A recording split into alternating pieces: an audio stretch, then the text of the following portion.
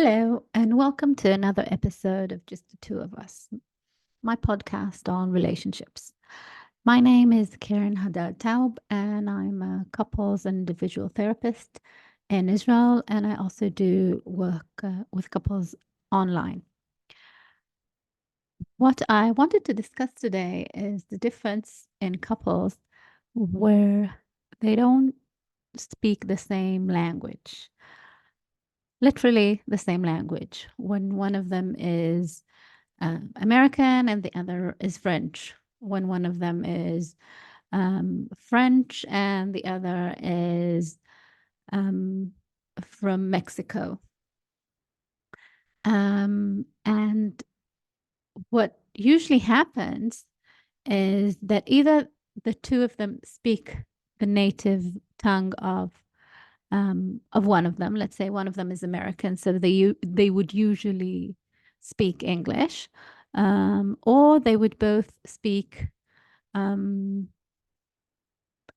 language of the country that they both live in. Let's say one of them is French and the other is Mexican, as I said.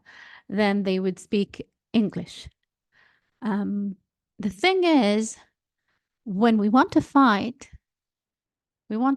in our mother's tongue. We want to fight in our native language, and the language that we were brought up in, the language that we dream in.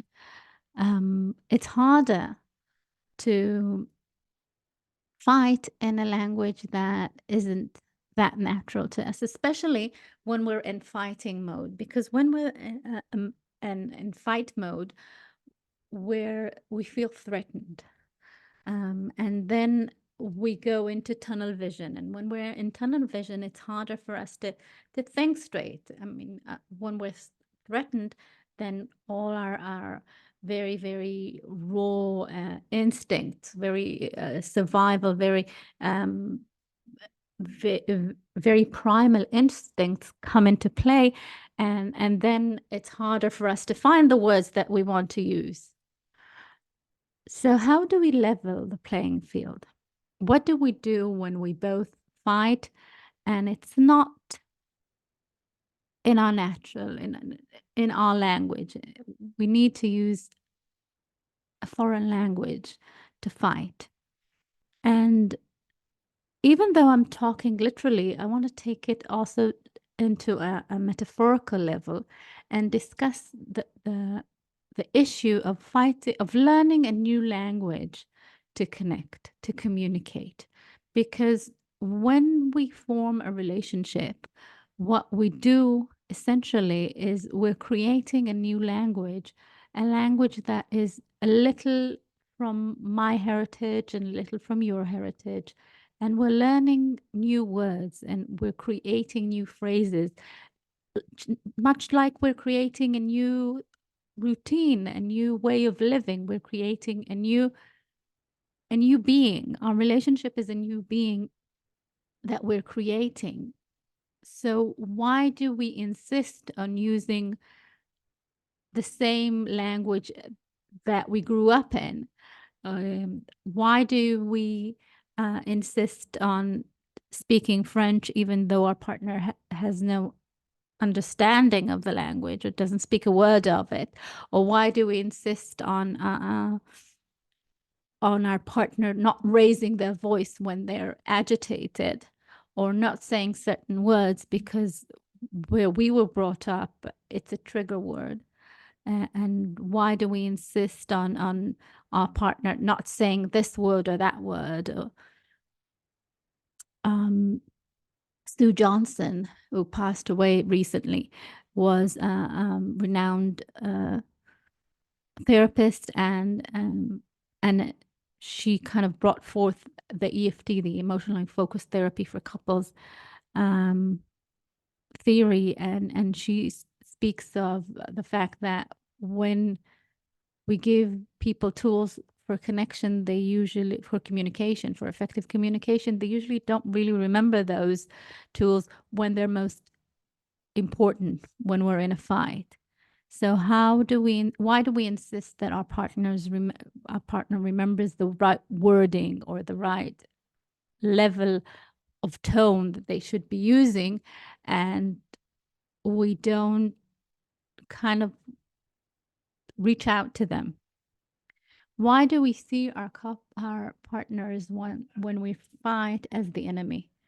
Why don't we remember that we're actually the same being as in a relationship? We're not the same person, but we do have this creation called our relationship that we need to remember.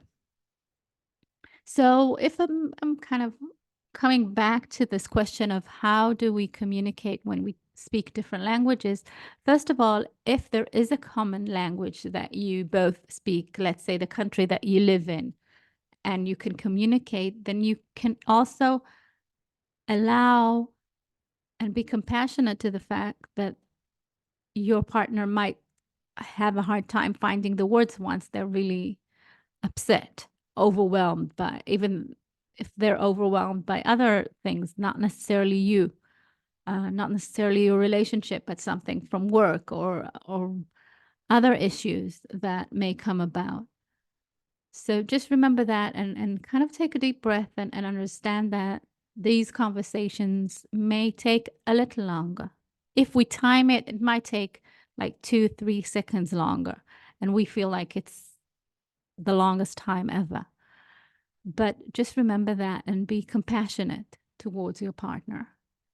And if we're going again to the metaphorical level and thinking about the fact that using a different language and creating a new language is something that you want to do because you want to be comfortable with each other. You want to feel safe and secure in your relationship.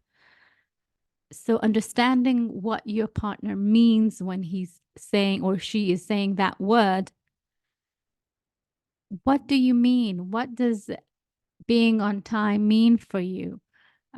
Because being on time for me means being 5 minutes early, and being on time for you means 5 minutes late.